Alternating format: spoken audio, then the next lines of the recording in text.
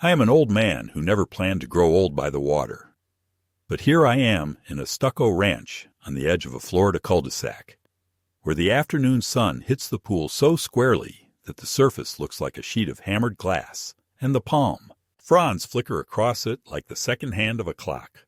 I tell myself I wound up here because of my late wife's knees and the winters up north, and the way February could make a person doubt that spring had ever existed. But what really moved us was the promise of a simple routine. One story, no stairs, morning light in the kitchen, the murmur of the pump as steady as breath. When you live long enough, you begin to measure your days by their repeatable parts, and mine fall into a rhythm that would bore anyone else but keeps my heart anchored. I rinse the filter basket. I wipe a faint crescent of coffee from the counter. With the same dish towel I've had for years, I count out pills that change very little but reassure the doctors. And I sit at the table by the sliding door and watch the surface of the water for dragonflies that still come, even in November, as if they do not recognize the calendar we invented to discipline ourselves into thinking time behaves. I speak to my wife sometimes, quietly and without embarrassment, because after 51 years together, her silence has turned from absence to weather, always there, faintly touching everything. I tell her about the neighborhood, the widow across the street who paints ceramic birds and sells them to winter people for cash, the retired contractor who insists the HOA is a conspiracy and yet still measures his grass with a carpenter's square, the way the citrus on our little tree splits open when I misjudge the watering. I tell her our son called, or came by, or didn't, and I try to keep the bitterness out of my voice because it was never her fault that Michael and I were built like two mismatched hinges, always creaking in the same place no matter how much oil you lay on. If I am honest, he got his brightness from her and my stubbornness from me, and the balance that should have carried a boy into a steady life never formed. Instead, he burns through favors the way wind chews up a cheap umbrella, and I have been the one standing in the rain with him, holding the broken ribs while he promises that this time he has learned. Most days are quiet enough that my hearing aids hum in my own head like cicadas, and I prefer it that way. I go to the market early when the floor is still damp from the night mopping, and the teenage baggers are too sleepy to ask if I want help to the car. And I buy things that keep well. Beans, rice, flour. The bread I slice thick, because old hands like a fight. And I park far from the door to remind my legs what they are for. The news on the radio keeps me company until the advertisers arrive, shouting about boats and casinos and miracle kitchens, and then I shut it off and count birds instead. I keep a notebook for small repairs and larger thoughts, and sometimes they trade pages. A loose tile shares a line, with a memory of the winter my wife broke her wrist on black ice in Ohio. A stubborn stain sits beside the echo of our first place. Okee-hee-ee-ee, thin apartment with a radiator that whistled all night like a kettle. There is a comfort in capturing problems you can solve, because the ones you cannot, grief, distance, the kind of misunderstanding that sinks roots, you just carry, and some days you barely remember that you are carrying them until a neighbor's laugh or a smell of coconut sunscreen reminds you that the weight has a name. Michael says I baby the pool. He says this with a shrug and a grin, and the kind of charm that wins waitresses and frightens bankers. And then he steps out of his shoes and goes barefoot on the hot deck as if it cannot burn him. He is 45 years old and still moves with the forward tilt of a boy who believes momentum will answer every question if he just leans hard enough. He comes with his friends on Saturdays sometimes, and with his kids when they are not with their mother, and with coolers that clatter like toolboxes, and with music that tries to act younger than it is. He almost always arrives asking to borrow something that does not sound like borrowing at first. The garage code, a folding table, an extra $50 to tip the lawn guys because he forgot his wallet, And I almost always say yes, because it feels like what a father does, and because a lifetime of being sensible has taught me that a simple no can ricochet for weeks, while a small yes may buy a little peace. When he is in a good mood, he calls me Pops and kisses my head as if I were a relic with some luck left in it. When he is tight with worry, he goes quiet and slides his eyes away from mine, and you can see the arithmetic he is doing in the tight corners of his mouth. And I pretend not to notice, because dignity is a fragile pact we make with each other, especially in families. I do not swim much anymore, not after the event 3 summers back when my chest tightened without warning and I saw the sky turn to wet glass, and I understood, without anyone saying it, that the body is a machine with warranties no one reads. The cardiologist gave me a speech about moderation and hydration and paying attention to the way stairs make you feel. He told me the pool was not an enemy, which is the sort of medical wisdom that sounds like permission until a night arrives when you dream that water is a mouth and you wake tasting metal. Since then, I keep to the shallow end, and I keep a long pole within reach like a staff. And if I do slide in, it is with a cautious slowness that annoys Michael and offends the boy I once was. But I do it anyway, because the boy has had his turn at bravado and I have seen what comes next. Sometimes, in the early morning, I sit at the edge with my feet in the water and feel the silt of fine dust that settles overnight and think about all the movies that told us pools meant leisure, which must be true for someone somewhere. For me, a dobier has become a mirror I can step into only part way, a controlled surface where I practice surrender in teaspoons. The house has the smell old houses get when no one is cooking for more than one person. A clean quiet with a hint of dust under it, not unpleasant, but insisting on its own presence. I keep the big pans because giving them away would feel like admitting something I do not want to admit. And some Sundays I roast a chicken and carve it as if I expected company, arranging pieces on plates like a rehearsal for a dinner that will probably not happen, then packing the leftovers into the freezer in labeled bags that make me look organized enough to fool myself. My wife's mixing bowls nest in a cupboard like a family that never quarrels. Her handwriting still lives on an index card for lemon bars, thin and tidy and firm. And every time I see it, I experience the small double grief of knowing the taste and knowing I no longer bake them because the sweetness would outnumber the days I have left for walking it off. In the bedroom, I do not pretend the other side is slept in, but I keep her pillow there because it changes the shape of the bed, which changes the shape of the room, which convinces me the house still contains a story and not just a man. From time to time, an envelope arrives that makes me hold my breath. Most mail is junk, and most bills are electronic now. But there are still letters from banks with unfamiliar logos, offers that are not offers, but tests to see who is desperate enough to say yes to a shiny card that will never stop asking. Once or twice, I have found such letters tucked into the glove box of my car after Michael used it to drive a friend home, and I made a quiet show of throwing them away while he watched and pretended not to. I do not accuse him of anything because accusation is a poor tool if you hope for closeness, and because I am old enough to know that shame makes people worse, not better. Yet it sits with me, that knowledge that money has a way of turning the ground beneath us to sand, and that certain people, maybe by temperament, maybe by bad luck multiplied by pride, are always one tide away from losing their footing. I want to believe that the shore is wide enough for both of us, that a son who trips can reach for his father's hand without pulling him under.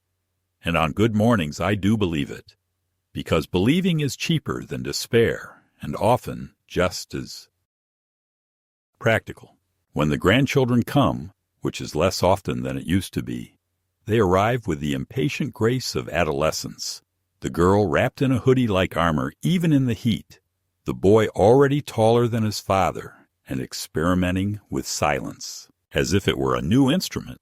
They smell faintly of chlorine and sugar and new sneakers, and they speak of online things that slip through my fingers like water, and I nod and smile and ask for explanations that embarrass them because they do not know how to explain what they do. Not yet understand. And then we find a way to belong to one another anyway, usually with food. I teach the boy to slice an onion without looking afraid of the knife, and he does not say much, but he watches closely and tries again. And the girl softens when I ask her about the book she is not sure she likes, because disliking a book can be a kind of love if you do it honestly. They take pictures by the pool, because that is what children do now, when given light and reflections. And if I end up in the frame, it is by accident, a figure in the background handling a skimmer as if it were a wand. After they leave, I walk through the rooms they have occupied and collect the evidence. A damp towel sulking on a chair, a straw wrapper fallen under the table, a scent of shampoo so brief it almost hurts. I have been told by well-meaning people that I should travel, join a club, volunteer, take up the guitar, start dating at 78 as if romance were a sport you could train back into. And I nod because it is easier than saying that some loves are not replaced, but expanded, and that my life now has the shape of someone who built a harbor and learned the tides by living with them. The truth is that a man can be content and lonely at the same time, and it surprises me that this still surprises other people. Contentment is the chair that fits your back. Loneliness is the space beside it. And there are days when I am grateful for both, because one makes the other honest. In the evenings, I turn on the porch light, even when I expect no one, and let the insects come to write their frantic alphabets in it. I have always liked the idea that light is both invitation and boundary, a way of saying, here I am, but not the whole. Of me. Come if you must, but understand that this is where I live. If you ask me what I fear now, I would not say death, though I think about it in the plain way a man thinks about the maintenance schedule for a machine that has served him long and well. I would say indignity, the slow theft of the right to be the narrator of your own story, the little cuts that come when people decide you are now a problem to be managed rather than a person to be met. Age invites 1,000 courtesies that feel like insults if offered without attention. Voices raised as if deafness were a moral failure. Explanations given to the younger companion while you stand there holding your own name in your mouth.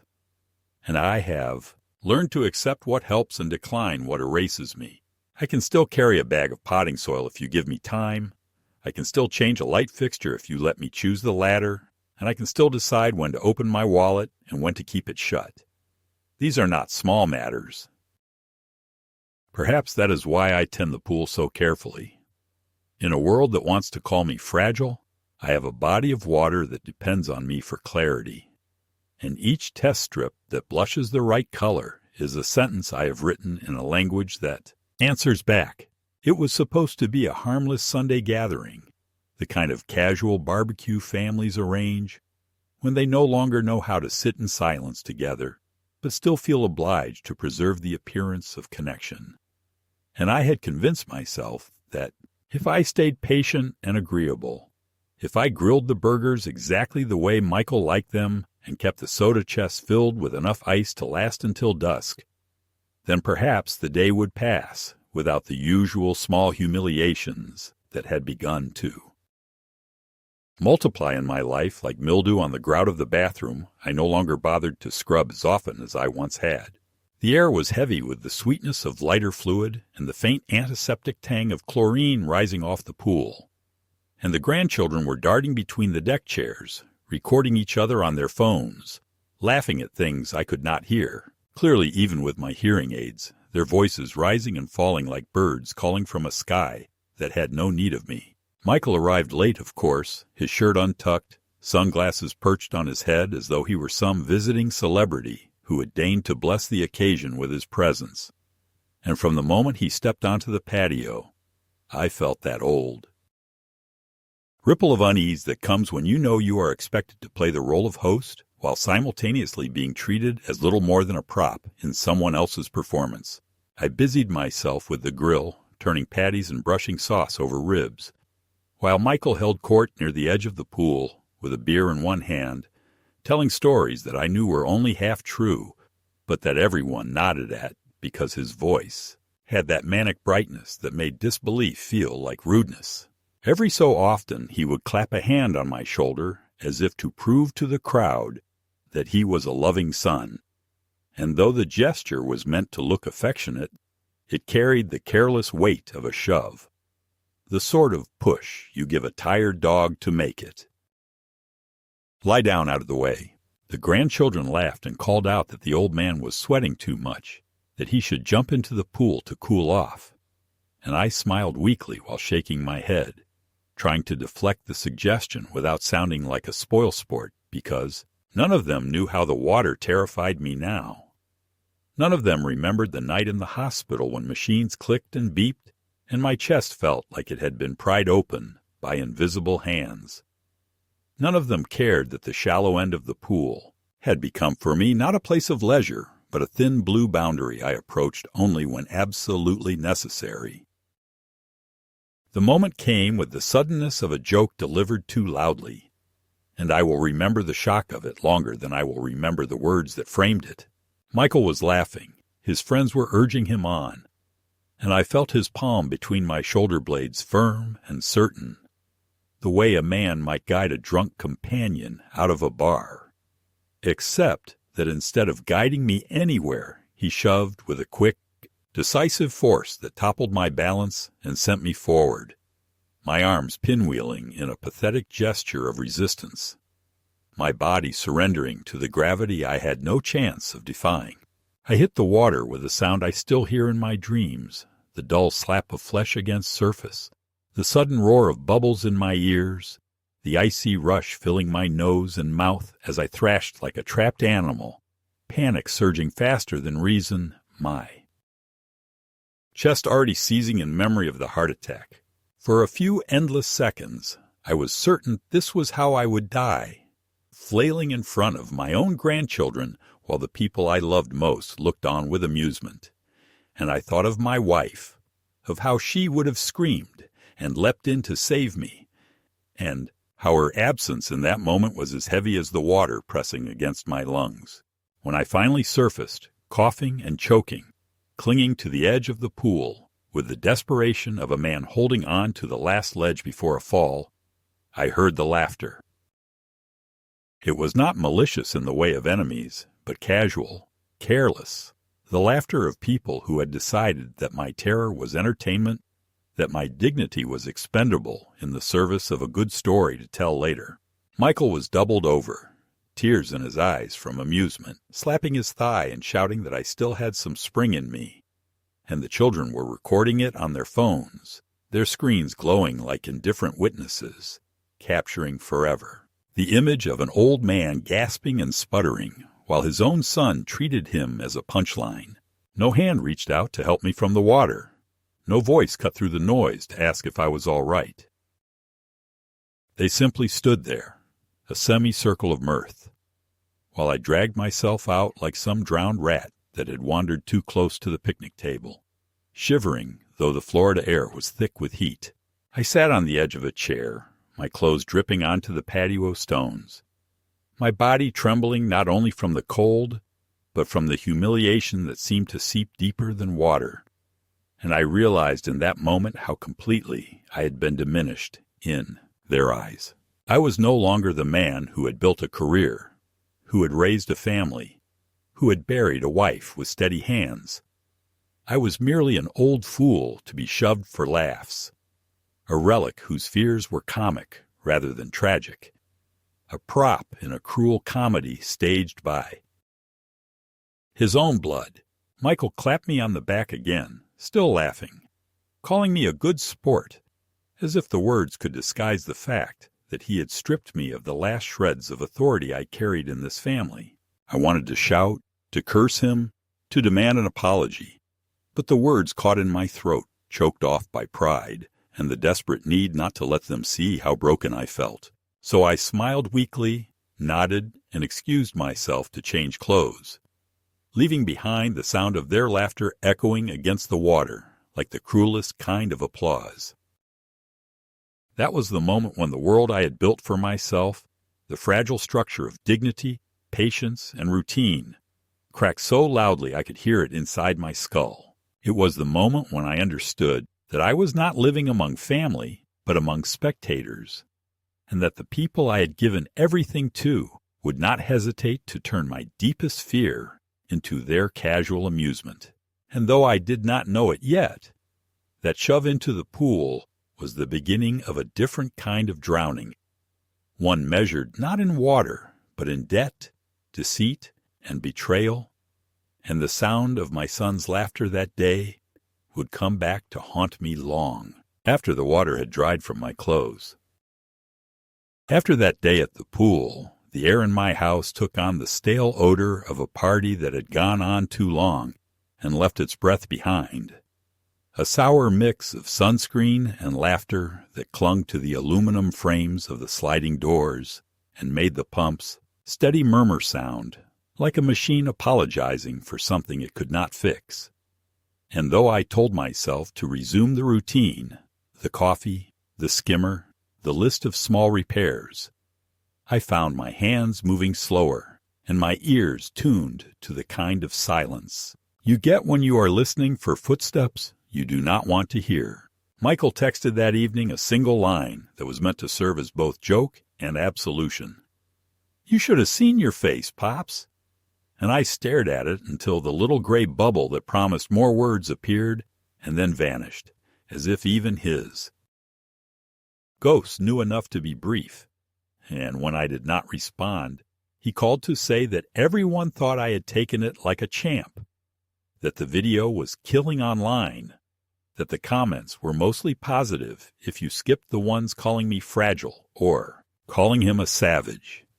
And he said this as if it were weather or sports, as if the measure of a day were how many strangers laughed at a moment you would spend the night trying not to relive. I told him plainly that it had frightened me, that the water had closed over my head in a way it hadn't since the hospital, that I would appreciate an apology, and he was quiet for a breath before he sighed the way he used to when I asked him to empty the dishwasher, a theatrical exhale of boredom and wounded pride.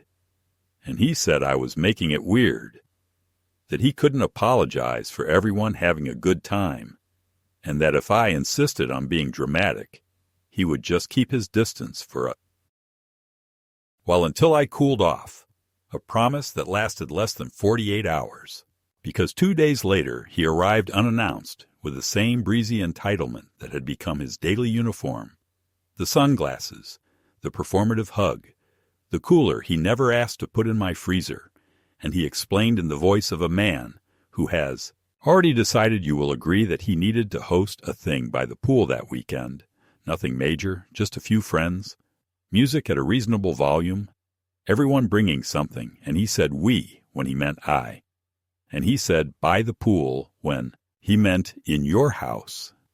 And I listened with the careful patience of a man using both hands to hold a door closed against a wind that might not be a storm yet, but could become one if he handled it wrong. I told him I wasn't up for company, that I was still shaky, that the association had been jumpy about noise and parking, that perhaps he could do it at his place or at one of the sports bars he liked, and he smiled in a way that made it clear he was already composing the story of my stubbornness for his audience later. And he said his apartment complex had a strict guest policy, and his friends didn't like bars now that everyone was pinching pennies. And really, Pops, what was the point of having a pool if not to use it? When I stood firm, he let the charm bleed out of his face, and the other thing come through. That cold, tight meanness that he tried to pretend was honesty. And he said that if I wanted to be alone so badly he could make that happen, he could disappear and stop worrying about me altogether. And the phrase worrying about me was such an upside-down description of our lives that I almost laughed. And then I did something I had not done in years. I said no and left the room, a small refusal that felt like shifting a piano by myself. The weekend came anyway, not as a party, but as an occupation, with cars crowding the curb in the late afternoon and unfamiliar voices drifting through the hedges, while I stood in the kitchen and watched 3 men I'd never met carry folding chairs. Around the side gate, Michael had learned to open without the code, and when I stepped onto the patio and said I had not agreed to this, my son appeared with that bright, dismissive wave of the hand and a fresh beer and a soft rebuke about how I had been so stressed lately it would be good for me to be around people. And behind him, a woman in a swimsuit called out that I was adorable and that someone should film me doing Grumpy Grandpa because it would go viral. I retreated because I understood that any direct confrontation would end with me as the villain of a story already being recorded. And I shut myself in the bedroom and felt the bass line of their music throb through the floorboards like a slow bruise. And I stared at my wife's pillow until I could breathe again. And I counted minutes the way I used to count contractions when she was in labor. Except that then I had felt useful, and now I felt like drywall. When the last car left near midnight, and the deck was a glittering mess of bottle caps and dropped ice, and the pool a milky blue from whatever they had spilled, I found Michael at the edge counting bills and laughing into his phone. And when I asked if he would help clean up, he told me he had an early morning and that he would send someone, as if responsibility were a courier service he could summon and dismiss. In the days that followed, the edges of his life began to fray in ways even he could not smooth with charm. And the signs arrived not as thunderclaps, but as a steady drizzle that soaked everything. Calls to my landline, from numbers that began with the same 3 digits as the bank, but weren't the bank. Polite voices asking to confirm that Michael still lived here, because the application listed this address. Envelopes with his name wedged in the stack of my mail, and bearing the kind of urgent typography that knows humiliation is a better motivator than courtesy.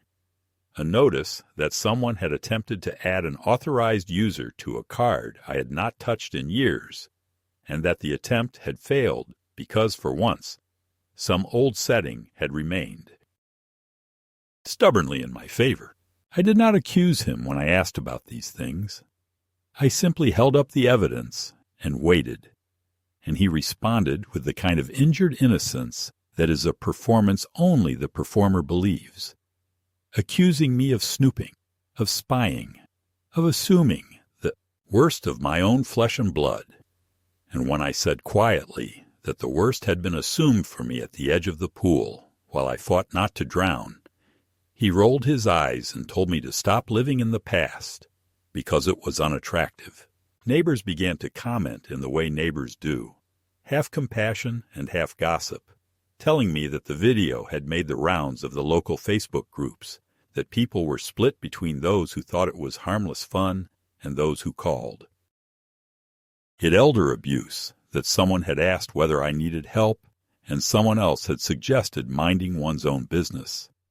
And I found myself shaved raw by the knowledge that my dignity was being debated by people who did not know my last name. At the grocery store, a cashier with blue hair and a nose ring giggled when I paid for my coffee and told me I was the pool guy, in a tone meant to be friendly. And I smiled because the alternative was to turn to sand on the spot. That night I changed the code on the side gate, an act that felt as consequential as signing a will, and I wrote the new number on a piece of masking tape inside the garage, where I would see it when I needed it and he would not. And when Michael discovered he could not slip in as easily as before, he phoned me from the driveway, with a wounded disbelief that might have been touching if it had not been so transparent. And he accused me of being paranoid, of locking him out of his own childhood. As if nostalgia were a set of keys, he switched tactics the way a river changes channels when it meets bedrock, and he began to arrive not with coolers and friends, but with a laptop and a fresh earnestness, telling me he had a plan at last, A real plan, not like the others. This one, involving a partner who had capital and a market that needed filling, and a contract that was basically guaranteed if he could just bridge a short gap in the form of a small infusion. And of course he would never ask if it were not important, and of course he would pay me back with interest, and of course there was paperwork if I needed reassurance. And when I said that my reassurance would come in the form of him managing his life inside the limits of his means, he winced as if I had struck him. He tried guilt first, reminding me of all the times a father is supposed to show up, listing baseball games and scraped knees and late-night conversations he remembered selectively. And when that failed, he tried anger, suggesting that my money would do more good in his hands than crusting over in accounts that made me feel safe. And when that also failed, he tried fear, a quiet voice telling me that my health was precarious, that the house required more upkeep than a man my age could manage, that if I would only put the property into a structure he knew a guy could set up, a simple instrument that would unlock value and save me work, then we both could breathe easier. I listened to these pitches the way a man listens to rain test his roof, noting where the drips tried to come through. And I said no without explanation, because experience had taught me that to explain was to invite argument, and to argue was to surrender ground. What shifted from irritation to alarm was not any single plea, but the way the house began to whisper back to me, with evidence he could not talk away. One morning I found my checkbook out of its drawer and replaced with the smallest, almost tender misalignment, the kind of carelessness that only someone who believed you were not looking would permit himself. Another afternoon, the mailbox contained a sleek envelope addressed to me with a pre-approval for a line of credit I had never requested and never would, except that the income line was filled with a number that was not mine, and the phone number on the file was Michael's. The garage, where I had always kept things in the tidiness my wife admired and teased me about, developed a corner of untidy cardboard where packages addressed to a variation of my name, middle initial wrong, street abbreviated the way Michael abbreviated things, arrived like seeds thrown by a careless hand. And when I opened one, I found promotional materials with my address listed as the registered office of a company I had not heard of, a company whose name was all consonants and bravado. I confronted him at last, not with anger, but with the weariness of a man who has picked up the same broken piece of glass too many times. And I told him the address was not his to borrow, my name, not his to stencil over his debts. And he said I was overreacting, that all entrepreneurs use their parents' address at first, that it was a compliment, really, a sign that he trusted me. I wish I could say the grandchildren were a refuge in this period, that they offered a way to reach him through love or shame, but adolescence has a way of making empathy optional in public and expensive in private, and they preferred to keep their distance, floating across the surface of events like the dragonflies I watched from the kitchen table, bright and necessary and uncatchable. The girl sent me a message once that consisted only of a heart and a video of a dog attempting to climb onto a couch, and I thanked her and said I loved her and received a thumbs up that felt like a stamp, while the boy asked me whether I had ever believed a man could pull himself up by his bootstraps, or whether that was propaganda. And before I could answer, he had switched to something else, which was probably mercy. Meanwhile, the HOA sent a letter about excessive evening noise and unauthorized gatherings, and the insurance company, which in the long, polite language of actuarial caution is never truly polite, asked whether I had considered installing additional safety features given my household composition, a phrase that made me feel both counted and dismissed. If there was a moment that crystallized the first turn of the screw, it was a morning when the phone rang and a woman with an efficient voice asked to speak to me regarding a verification for a loan application, and when I said I had applied for no such thing, she said, Perhaps my son had done so on my behalf, because he had listed himself as primary contact and caretaker. And I felt my throat tighten, not with fear, but with the particular fury that comes when someone you love begins to practice, erasing you in forms that look official. I told her calmly that I had no caretaker, that I prepared my own meals and maintained my own pool and managed my own accounts, and that any application bearing my name without my signature would be treated as a theft. And she paused long enough to make me believe that she believed me, and then she thanked me and hung up. I stood for a long time looking at the neat rows of my wife's mixing bowls and thought about how easy it is to surrender by inches, a signature at a time, a small favor at a time, a party at a time.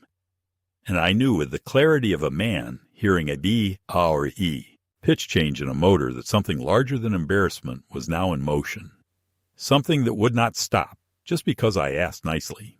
The breaking point did not arrive in a thunderclap or a slammed door, but in the muted voice of a bank employee who called me on a Tuesday morning, her tone professional and faintly apologetic, the way one speaks to a stranger whose dignity is about to be disturbed.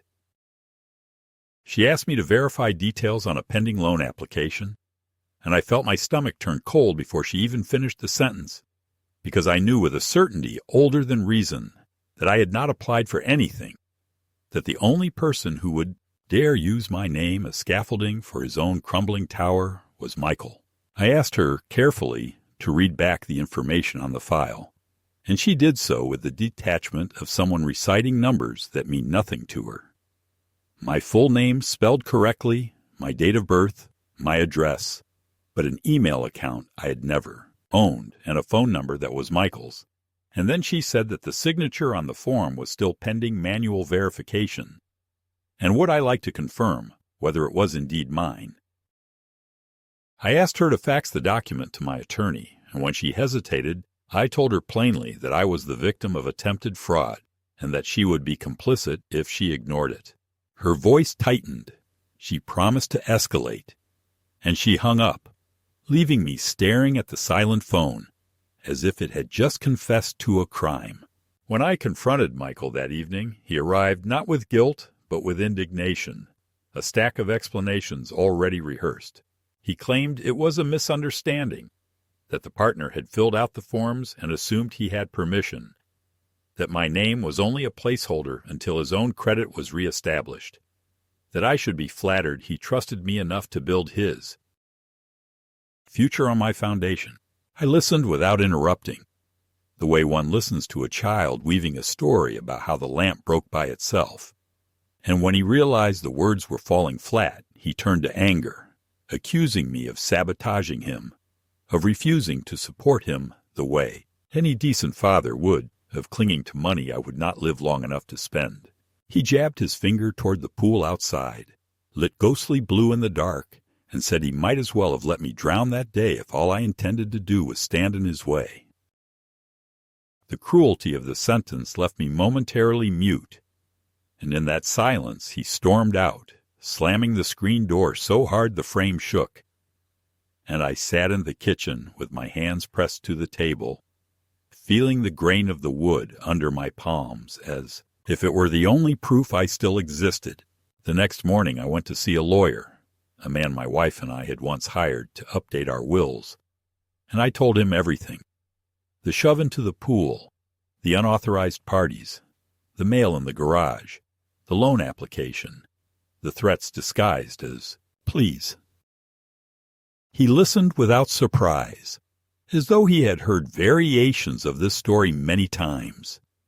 And he told me that the law could protect me if I acted decisively, but that hesitation was the enemy, that men in my position often waited too long out of love or shame and found themselves dispossessed before they realized what had happened. He advised me to secure my accounts, to remove Michael from every point of access, to consider restructuring ownership of the house so that it could not be touched by anyone, not even family, without a labyrinth of legal resistance. His words were steady, practical, but beneath them I heard the grim music of inevitability. My son had become not just a burden, but a danger, and love could no longer serve as an excuse for inaction. I signed documents that day with a hand that trembled only slightly, each signature feeling like both betrayal and rescue. A confession that the boy I had raised was gone, and a vow to the man I still was that I would not be erased without a fight. When I returned home, the pool looked different to me, not like water waiting to betray me, but like a mirror showing me the truth I had refused to see. I sat at its edge, feet dangling in the cool, and I realized that the real drowning had already begun long before Michael shoved me, that I had been sinking inch by inch into the quicksand of his need, his charm, his promises, his failures, until I could barely recognize the shoreline of my own life. The middle of the story was here, not at the beginning and not yet at the end, but in this suspended moment where everything tilted, where I could choose to sink further or to claw my way out. For the first time in years, I felt a flicker of something stronger than fear or humiliation. I felt resolve, bitter and hard, the kind that comes when you finally understand that survival is not selfishness, that saying no is not cruelty, that love does not require self-destruction. The sky above me was streaked with the pink of early evening, the kind of sky my wife used to call a painting, too obvious to be real. And I whispered to her that I was sorry it had come to this, but that I would not let her house, her memory, her husband be dragged under by a son who had forgotten the difference between trust and theft. It was in that moment, with my reflection trembling on the surface of the pool, that I knew the war had truly begun. The days after the lawyer's visit unfolded with a strange, pressurized clarity, as if the air itself had thickened, and every sound in the house arrived with its own small echo. And I moved through my rooms with the awareness of a man who has stopped, pretending the storm is only wind and begun tying down what can be tied, changing the passwords whose dates still carried my wife's birthday, like an old superstition, calling banks and utilities and the county clerk with the slow, stubborn politeness of someone who refuses to be hurried out of his own life, while outside the pool stared back at me with that indifferent blue, a sheet of water that had watched all of this before and would go on watching it after, unbothered by names or signatures. Michael sensed the shift before I said a word, the way a boy senses a teacher has moved from warnings to consequences, and he adjusted his performance accordingly, arriving alone and unshaven and regretful. The bravado dialed down, and the sleeves pushed up, saying he had made mistakes and he could fix them if I would just back him long enough to get over the hump. Because that was all this was, a hump, and he had a plan for the new quarter and a contact who had responded to his deck, and a vendor who was late paying but would come through. And as he spoke, the varnish cracked, and I glimpsed what sat beneath the pitch. Calls from a soft collections team that no longer sounded soft, a sports betting account that had blown past the tolerance of even algorithms designed to keep hope alive, a tangle of quick-turn bridge loans with rates that would make a preacher swear, and a car title that wasn't quite a title anymore, because he had sold the equity in it twice, which is a trick you can do only once if you want to keep breathing easily. He tried to make the problem beautiful, to drape it in the fabric of sacrifice by claiming it was all for the kids, that Hazel's tuition had spiked, and the boy needed a laptop, and the rent had doubled because Florida was a paradise only for landlords. And he kept pronouncing the word family like a magic phrase that ought to open every lock. And when I did not hand him a key, he told me very quietly that he had used my address for a couple of applications because his own mailbox had become a liability, which was how the envelopes had wandered into my life, and why the repo truck had idled at the curb that morning eyeing my sedan as if it owed somebody an apology. I stood at the kitchen counter with the phone to my ear and learned the particular humiliation of explaining to a man with a clipboard that the person he wanted was my son, not me, and that the car in the driveway had been bought outright 10 years ago and would not be moving today or any other day without my consent. And somewhere in the pause on the other end of the line, I heard a tired sympathy that did nothing to ease the burning in my chest, because sympathy is a bandage you apply after your skin has been taken. The escalation did not arrive as one event, but as a sequence of smaller cuts that refused to close, and the second week brought a welfare check from a pair of officers with polite smiles and rigid clipboards who knocked on my door at dinner time to ask whether I was all right, whether anyone was mistreating me, whether I had access to food and medication, because someone had called with concerns about possible cognitive decline. And while I knew exactly who that someone was, I kept my voice steady and walked them through my pantry and my pill organizer and my little notebook by the sliding door where I tracked the chlorine levels, and I made a joke about confusing pH and PhD that landed gently enough to allow them to smile. And then I watched through the peephole as they wrote something down and left, leaving me with the realization that Michael had opened another front in this quiet war, one where forms and opinions might be used to reclassify me from person to problem, from citizen to case. The next day the pharmacy called to say my automatic refill had been canceled at my request, and I spent 30 minutes in the lobby explaining to a young man whose hair looked like a question mark that my request was a fiction and my blood pressure was not. And by the time the label spat from the machine like a grudging concession, I felt older by a year, because humiliation must be made public to do its fullest work. The pool video found a second life on Michael's channel, which I did not know he had until neighbors began to ask, kindly, foolishly, sincerely, whether I was okay with being content. And then a woman who walks her dog past my house every evening leaned over the hedge to say she hoped the comments did not get me down, because internet people were cruel. And I nodded as if I had read them, when in fact I had not, having recognized long ago that there are insults you do not need to hear because you already know the words by heart. What I did see, because it was heated into my face at the grocery store checkout, was a frozen frame of myself sprawling into water, while a caption in bright letters squealed about pranking Dad. And I stood there holding a loaf of bread I did not need, while the teenage cashier cleared her throat and pretended the world had not become a place where even my fear could be monetized for pennies. When the collector shifted from verification to resolution, their voices changed the way a tenor turns to a baritone when the song requires a deeper note, and one of them left a message at 2 a.m. in which he said he knew where I lived, and there were ways to make this simple. And though I knew he meant only the simple brutality of signatures and liens and wage garnishments that cannot touch the retired, something in the sentence scraped my nerves raw. So I printed it and took it to my lawyer, who raised his eyebrows and told me it was useful in the ugly way. Evidence is useful, and then he slid a new stack of paper across the desk and talked me through a living trust with a voice like a mechanic diagnosing a failing. Transmission, patient, and precise. And I signed with the understanding that compassion and caution are not antonyms when you are dealing with your own child.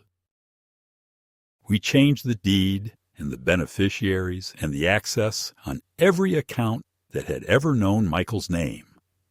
We added a durable power of attorney that pointed not to him, but to a woman at the firm who carried faithfulness in her posture. We filed a trespass affidavit with the sheriff that would allow a deputy to tell my son, if it came to that the past tense of welcome is no. The small thefts announce themselves like coughs before an illness declares itself, and one afternoon I reached for my wife's watch, the slim gold-faced piece I keep in a velvet box as if the softness could keep time from reaching it, and found an empty nest where it should have lain, which was how I learned that doors do not keep out those who already know what you treasure, and a pawn ticket in Michael's name answered the question of where it had gone with the sort of honesty that money enforces. I went to the shop with a calm I did not feel and redeemed what I could of my marriage from a glass case that smelled faintly of oil and despair. And the man behind the counter, who had eyes like someone who sleeps under a fluorescent light, slid me a photocopy of the intake form without being asked, because laws about proof of ownership and the rights of the wronged scrambled into place. When an old man shows up with a tremor in his hand and a story he barely disguises as a hypothesis, I held that paper later at my kitchen table and thought of my wife's wrist, the way she used to check the time in church by the movement of her sleeve. And I said aloud that I would forgive almost anything but this, not because the watch had monetary value, it did and it didn't, but because it was the sort of theft that says the person you are stealing from has been reduced to inventory.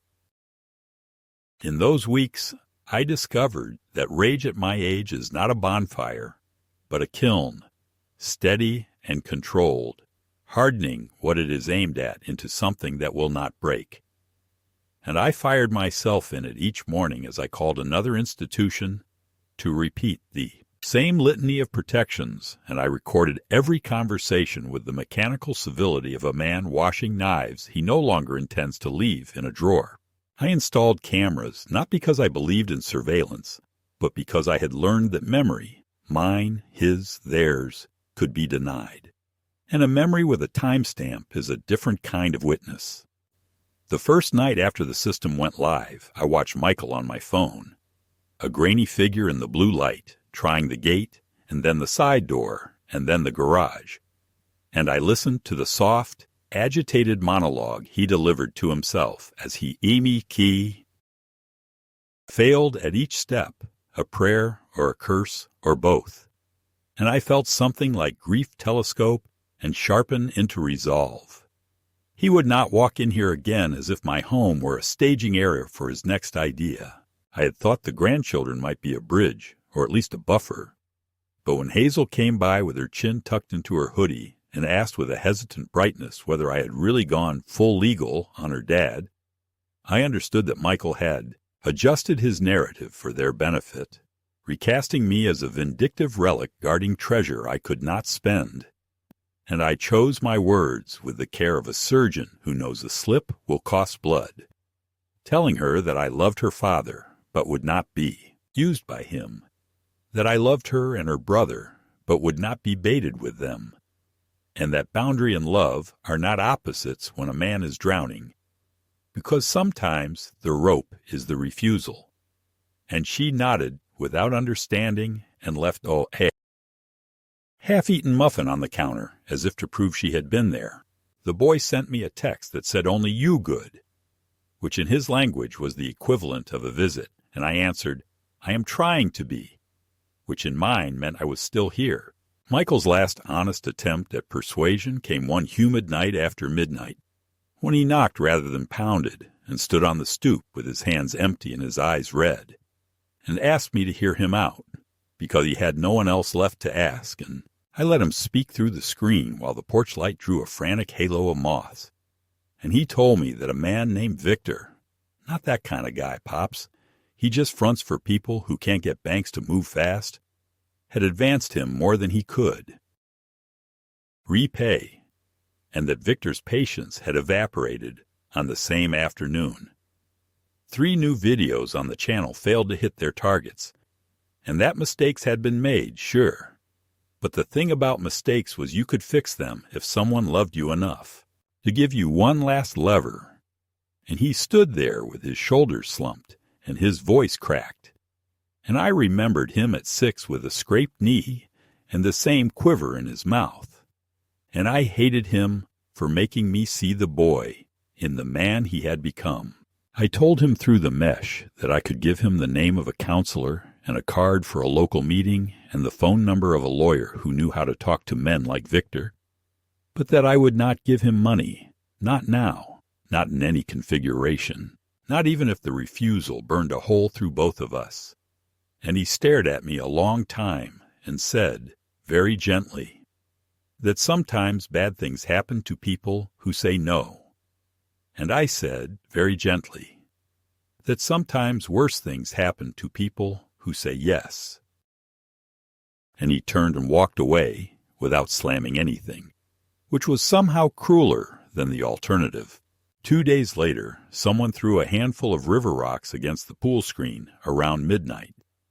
Not enough to tear it, but enough to sound like gunfire in the quiet.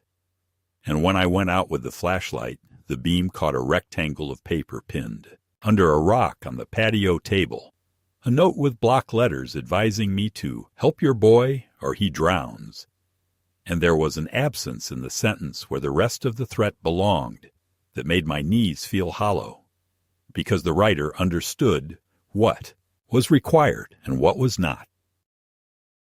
I took the note inside and slid it into a plastic bag like a detective in a show and drove it to the sheriff's office the next morning, where a deputy with the posture of a man who has carried many old men's fears out to their cars told me they would increase patrols, and that if I felt unsafe, I should consider staying with family. And I said I was doing exactly that by sitting in my own kitchen. The second escalation, then, was not a single rise, but a set of stairs I was forced to climb in the dark, feeling for the next tread with my toes, while a voice below me alternated between pleading and promising, and each step took something and gave something back. It took the illusion that love can excuse anything, and it gave the knowledge that love, to be love, sometimes refuses. It took the comfortable lie that my son's debts were storms that would pass over me if I stayed very still, and it gave the uncomfortable truth that his drowning would drag me under unless I learned to swim for myself. By the time I reached what passed for a landing, a trust filed, a camera blinking quietly in the eaves, a folder of documents labeled in my careful hand, a circle of neighbors who knew they could call me at any hour, a sheriff's deputy who knew my gate code and my name. I understood that the next time Michael tried to use my life as collateral, the conversation would no longer be private or polite, and that understanding was both a sorrow and a weapon I had never wanted to carry. I chose the evening because that was when the pool remembered me best, the water darkening to a heavy blue that showed the sky's last light like a bruise, and the pump whispering the kind of lullaby men sing to themselves when they are trying not to. Be afraid. And I set the table inside, with everything that had replaced superstition in my life. The living trust binder tabbed in bright colors by the paralegal, copies of the trespass affidavit signed by the sheriff, a letter my lawyer had drafted that removed Michael from every conceivable access point to my money or my house, and beside those papers, the thin gold watch I had retrieved from the pawn shop, its face wiped clean, placed not as bait, but as a reminder to myself that there were still things I would not surrender. And then I made tea and waited with the porch light on and the side gate locked and the camera apps open on my phone. Calm the way a man is calm when he has finally accepted that hope has to sit down and let consequency to the talking. Michael had texted an hour earlier with the false humility of a man asking for a meeting he intends to control, saying he just needed 15 minutes, that he wanted to clear the air, that he could not sleep with all this between us. And I answered that he could come by at 8 and that we would speak on the patio, because I preferred air I could see. And then I called my neighbor Ruth to remind her of the plan, and she said she would be on her porch with her reading lamp on and her phone charged, which is the kind of friendship you can still build in this country if you water it every week and lend each other tools. He came at 8 on the dot with another man walking half a step behind him, a man in a linen shirt unbuttoned too far and a chain that made a quiet metallic sound when he moved, a man who did not introduce himself and did not need to, because everything about him had been designed to be read rather than heard. And I felt the little elevator inside my chest drop one floor and then stop, because I had known, of course, that he would not come alone, because men who owe money rarely arrive, without witnesses to their urgency, and the calculus was simple. They wanted signatures, mine, here, now, on documents that would turn the deed into leverage and the leverage into cash, into a night without threats. I did not step back. I opened the screen, left it between us like a confession booth, and told Michael that we would talk outside and that his friend could wait by the rail. And when the man smiled, in the way people smile when they are remembering either a joke or one address, I added that the conversation would be recorded and that a deputy would be along soon for a courtesy visit. A phrase my lawyer had taught me that sounds light until you notice the steel in it.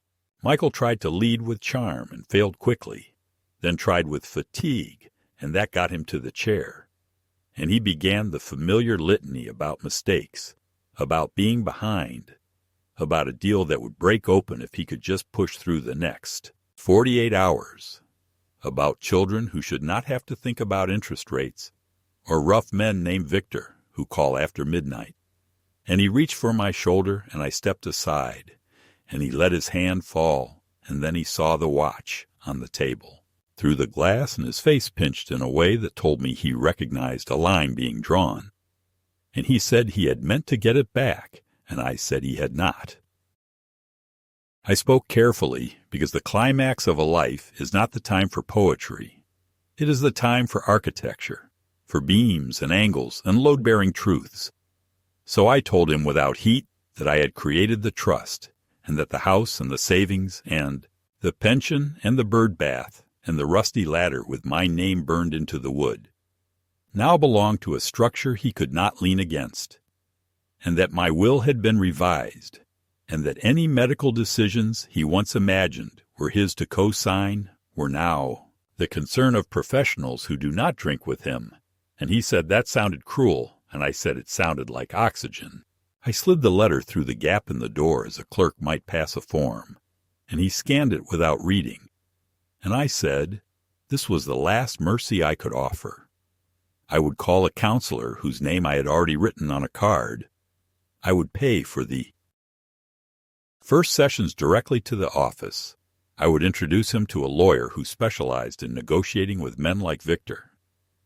I would walk with him to the door of that office, the way I had walked him across streets when he was 5. But I would not sign anything, and I would not give him $1 to make a deadline invented by someone who had discovered that my son's fear could be turned into invoices.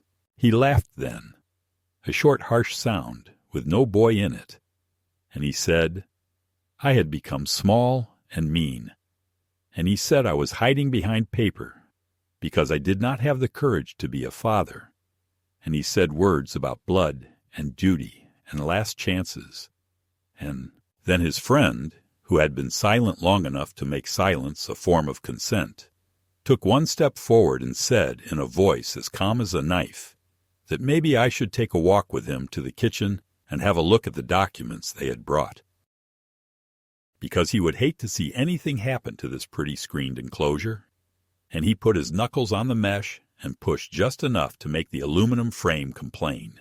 I do not know whether the body remembers a shove as a melody or as an alarm, but mine remembered everything at once.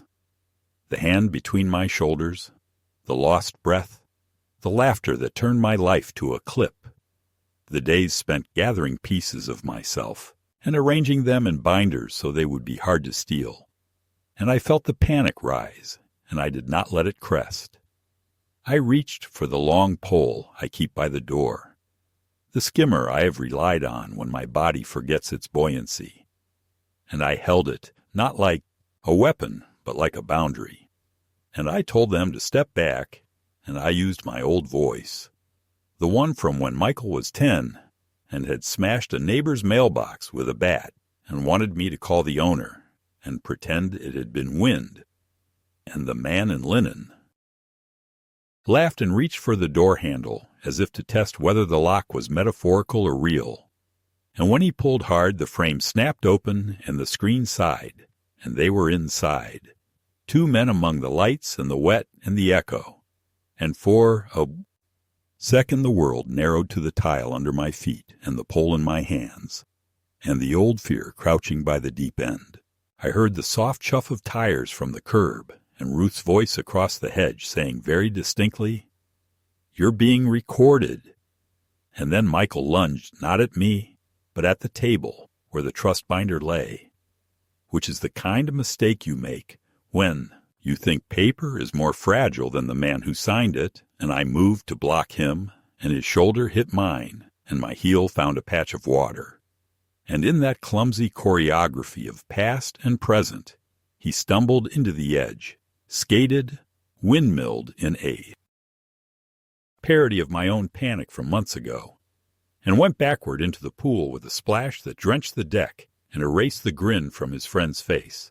The skimmer pole was already in my hands, and for a heartbeat I considered the terrible power of pausing, of letting a man feel the shape of the water around his ribs the way I had felt it, of handing him back that moment when sound becomes bubbles and the body becomes a bell. But I am not a murderer. I am not even an avenger. I am a father who has learned the cruelty of rescue offered on the wrong terms. So I extended the pole and braced my feet and shouted his name, and he grabbed the netting and hung there coughing. And I said loudly, clearly, so the cameras could hear, and the deputy walking through the gate could hear, and the man with the chain could hear, that I would always pull Michael out of water, but I would never again pull him out of debt, not with a signature, not with $1, not with a lie told on a form. And he stared at me with water running from his lashes, and the understanding went through him like a current, and he let me drag him to the shallow steps, where he crouched shivering and furious and alive. The deputy, a woman with a neat braid and a voice that kept its promises, asked the man in linen to put his hands where she could see them, and then explained trespass in a tone that contained no poetry at all. And when he began to protest, she turned him gently toward the post, where Ruth's camera and mine and the doorbell across the street had made a small constellation of truth. And the protest died like a candle under a jar. And she asked whether I wished to press charges, and I said I wished to. Enforce the affidavit already on file, and she nodded and wrote things down. And a second car arrived, and eventually the screen door closed again, and the night reclaimed its own modest drama. I changed Michael into one of my old sweatshirts while he glared and muttered about betrayal and the cold, and I poured him tea he did not drink. And when he had stopped shaking, I took the watch from the table and placed it back in its box and told him what he already knew, that the trust would not be undone, that the cards with counselors' names would sit on the counter for him to take if he wished, that the deputy would give him a ride, or he could call a friend, that there was no more conversation to have about money or papers or favors, and that if he came back to this house without calling first, I would not open the screen. He asked me then, very quietly, whether his children would hate him if this became public, and I said, children decide their own weather, and parents give them umbrellas or broken promises. And if he wanted an umbrella, he knew where to find one that did not cost me my life. He left without slamming anything again, and I stood by the pool with the skimmer pole in both hands, and I felt the air return to the house. And I understood that the climax had not been the splash, but the sentence I had spoken into the steam of my own fear. I will not let you drown, but I will not drown with you. And for the first time since the day he pushed me, I believed myself. In the weeks after the patrol car's taillights slid off the curb and the cicadas reclaimed the night, the house settled around me like a coat that finally fit. And what had been emergency began to feel like routine, not the dull routine of old age, but the deliberate ritual of a man rebuilding the rooms inside his rib cage. I had the screen repaired and the lock replaced with a bar the contractor said was commercial grade, and that I thought of as a hinge for my spine. I sat with my lawyer and finished the tedious, merciful paperwork that ties off loose arteries in a life. I froze my credit, changed the codes, and placed the thin gold watch back in its velvet, as if I were tucking my marriage in for the night. The deputy called once more to say the trespass warning had been logged and would be honored by any cop who typed my address into a cruiser's terminal. And Ruth brought over a peach cobbler that tasted like apology and a victory in equal measure. And when she asked if I planned to press charges, I told her I had chosen the version of justice that lets old men sleep. The channel where my humiliation had briefly paid for beer money went quiet after the arrest report appeared on the Man in Linen's public record. Not because guilt was discovered, but because no algorithm enjoys paperwork. And for the first time since the day of the shove, the blue of the pool looked like water again, rather than an argument I was losing. I left a single voicemail for Michael, steady and short, reminding him of the counselor's name and the prepaid sessions waiting at the front desk, telling him that if he wanted a ride, I would drive him there with the same hands that had once guided his bicycle seat down the hill. He didn't call back, but 2 days later the clinic left a message confirming his intake, and then a week of silence, and then a second message saying he had missed an appointment. And after that, I asked them to stop updating me because information, like sugar, can rot a man in places he cannot floss. I began to use the pool again in the early mornings when the sky is a pale bruise and the pump speaks in consonants. I moved slow at first, toes on the ledge, then palms on the rail, then a slide into the shallow end where even a coward can stand. And I learned that fear, like grief, does not drown you if you name it before you breathe. My doctor, who has never been impressed by either drama or denial, suggested a water class for cardiac patients at the YMCA.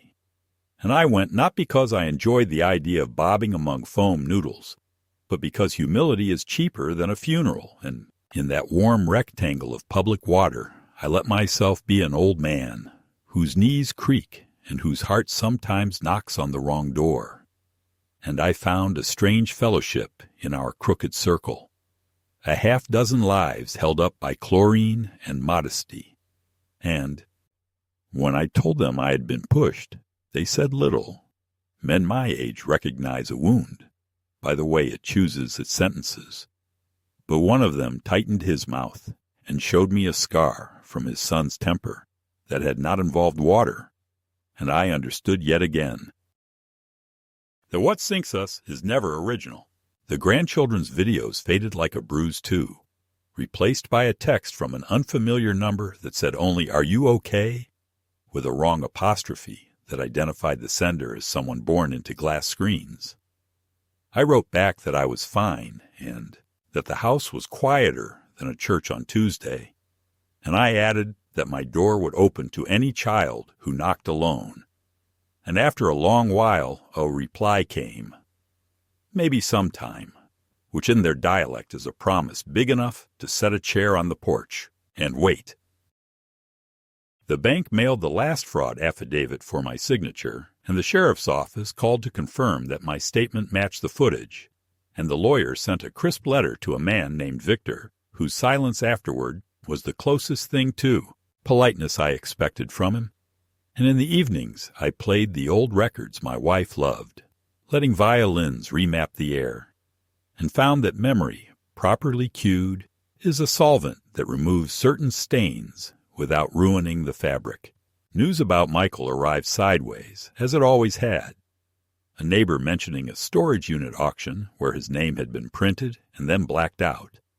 A comment from the old pastor that Michael's ex had asked for a number to an attorney who specializes in negotiations with small, energetic lenders. A voicemail I didn't hear until the next day in which he said he was working a program and keeping his head down and not asking for anything. 3 phrases that together sounded like sobriety scaffolding or a sales pitch to God. I did not return the call because mercy to be mercy, sometimes needs distance. But I drove by the clinic one Thursday at noon and saw him outside under the eaves smoking, thin in the way men get when they are shedding bravado. And he looked up and did not wave, and I did not honk, and that was our truce. On the first Sunday of Advent, Ruth talked me into the early service, and I sat in the back as the candles were lit and thought about vows that bind and signatures that sever, and how the same hand can make both kinds of promises. And when we stepped out into the brittle Florida morning, she asked whether I still planned to sell and move nearer to her sister on the Gulf. And I heard myself say that I would keep the house a while longer, not because it was cheaper than grief, but because every adobe window now looked like a place I had chosen to own. I wrote a letter to my grandchildren and put it in the desk without stamps, a long, unfashionable document that said I loved them enough to tell the truth about their father and myself, and that I would pay for any counseling they sought if they made the appointment on their own, and that I would never again fund anyone's denial, not even my own. I sealed it and did not mail it, because sometimes readiness is the whole miracle. By spring, the bougainvillea had recovered from the winter trim, and the pool man, who had watched my face more closely since the night of the deputy, began to talk to me like a peer rather than a client, which is how a man knows he has come back into his own yard. And one warm afternoon, I realized I had swum the length of the pool twice without freezing at the memory of falling. And I sat on the steps and laughed into the splash, because the body, given half a chance, will teach the mind how to behave. Michael's last message came on a Tuesday, when the sky was the color of dishwater and the weather app promised rain that never arrived. He wrote that he was filing bankruptcy and starting over, that he had sold the channel and blocked the bookmakers and unplugged the games, and that he was angry with me every morning and grateful every night, which may be the closest thing to repentance I will ever be offered. And he asked whether, if he stayed sober through summer, I would meet him for coffee at a place where they do not serve beer. And I replied that I would, and that he should bring no documents and make no pitches, and come as a man who has finally learned that rescue is not alone. That evening, after the sprinklers clicked off and the frogs began their simple theology, I walked out to the deep end with the skimmer pole and laid it down along the coping, the aluminum warm from the day, and I understood that the tool which had once felt like a weapon had become what it always was, a long hand meant to reach without being pulled, a way to help without stepping in after someone. I am not a hero, and I am not the villain my son's audience wanted. I am an old man who refused to become collateral, who rescued a drowning man once from water and refused to rescue him again from consequences, who will open his screen door to any child who knocks alone and keep it latched against any story that asks me to sign myself away. Some nights I float on my back with my ears under and watch the neighbor's porch light wobble on the surface like a small, faithful moon. And I hear my wife's watch ticking faintly in my memory the way a metronome marks a practice room. And I repeat the sentence that saved me because it is worth saying out loud in the hearing of the water. I will not let you drown, but I will not drown with you. And if there is any justice left for men like me, it is simply this: breath in, breath out, a sky you can trust, and a house that knows your name when you put the key in the door.